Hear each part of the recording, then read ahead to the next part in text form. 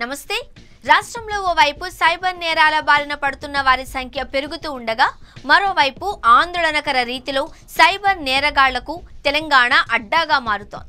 సులభంగా డబ్బు సంపాదనకు అలవాటు పడుతున్న పలువురు ఈ నేరాల బాట పడుతున్నట్లు అధికారులు అంచనా వేస్తున్నారు.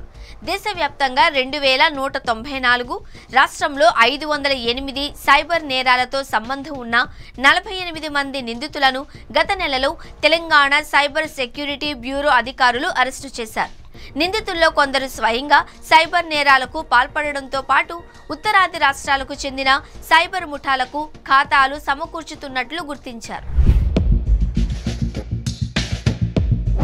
ఒడిశాలోని బ్రహ్మపుర పట్టణానికి చెందిన అశోక్ కుమార్ బెహ్రా అనే 69 ఏళ్ల విశ్రాంత వైద్యుడికి ఓ ఫోన్ కాల్ వచ్చింది. అవతలి వ్యక్తి తాను ముంబై క్రైమ్ బ్రాంచ్ అధికారిని అని చెబుతూ అక్రమ ఆయుధాలు, మత్తుమందుల దిగుమతికి ఆయన ఫోన్ నంబర్ను వాడినట్లు, దీనికి సంబంధించి మహారాష్ట్రలో పలు కేసులు నమోదైనట్లు బెదిరించాడు. ఆయన ఖాతాలో ఉన్న డబ్బంతా తాము సూచించిన ఖాతాలోకి బదిలీ చేయాలి అని, పరిశీలన అనంతరం ఆ డబ్బంతా వెనక్కి పంపుతాము అని నమ్మబలికాడు.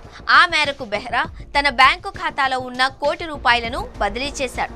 కానీ ఆ డబ్బు తిరిగి రాకపోవడంతో ఒడిషా పోలీసులను ఆశ్రయించారు. దర్యాప్తు చేపట్టిన అధికారులు నిజామాబాద్లోని ఎల్లమ్మగుట్ట ప్రాంతానికి చెందిన అబ్దుల్ సలీం ఈ నేరానికి పాల్పడినట్లు గుర్తించి అరెస్టు చేశారు. గతంలో సౌదీలో కొంతకాలం పనిచేసి వచ్చిన సలీం ఈ తరహా నేరాలకు పాల్పడుతున్నట్లు గుర్తించారు. నిందితుడి నుంచి ఒక సౌదీ అరేబియా, 3 స్వదేశీ సిమ్ కార్డులు, 6 డెబిట్ కార్డులు స్వాధీనం చేసుకున్నారు. ఈ ఏడాది మే నెలలో నిర్మల్కు చెందిన షిండే ప్రణయ్ అనే యువకుడిని సైబర్ సెక్యూరిటీ బ్యూరో అధికారులు అరెస్టు చేశారు. ఖమ్మానికి చెందిన కేశవరెడ్డి తదితరులతో జట్టు కట్టిన షిండే భైంసా మండలం పరిసర గ్రామాలలోని దాదాపు 150 మంది వ్యక్తిగత వివరాల ఆధారంగా మ్యూల్ ఖాతాలు తెరిపించి వాటికి సంబంధించిన డెబిట్ కార్డులు, ఇంటర్నెట్ యూజర్ ఐడి, పాస్వర్డ్లు వంటివి తమ దగ్గర పెట్టుకుని ఉత్తరాదికి చెందిన సైబర్ ముఠాలకు సహకరిస్తున్నాడు. వారు దోచుకుంటున్న డబ్బు ఈ ఖాతాలో పడేలా చూసి అక్కడి నుంచి మరికొన్ని ఖాతాల్లోకి మళ్లిస్తున్నారు. ఈ ఒక్క ఏడాదే సైబర్ నేరాలతో సంబంధం ఉన్న రాష్ట్రానికి చెందిన దాదాపు 80 మందిని అధికారులు అరెస్టు చేశారు. ఈ సంఖ్య క్రమంగా పెరుగుతోంది. వాస్తవానికి తెలంగాణ సైబర్ నేరాల బాధిత రాష్ట్రంగా ఉండేది. అత్యధిక సైబర్ నేరాలు జరుగుతున్న రాష్ట్రాలలో ఒకటిగా నిలిచింది. ఈ ఏడాది ఇంతవరకు సైబర్ నేరగాళ్లు రాష్ట్రంలో దాదాపు 1500 కోట్లు కొట్టేశారు.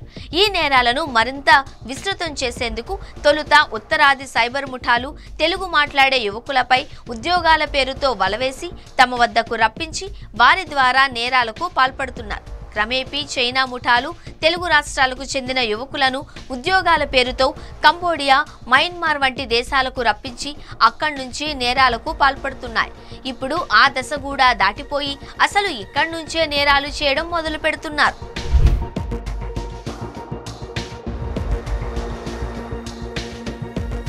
తరచుగా జరుగుతున్న సైబర్ నేరాలను అధ్యయనం చేస్తున్న కొంతమంది యువకులు గతంలో సైబర్ ముఠాలతో కలిసి పనిచేసిన వారు క్రమంగా ఈ తరహా నేరాల బాట పడుతున్నట్లు అధికారులు విశ్లేషిస్తున్నారు.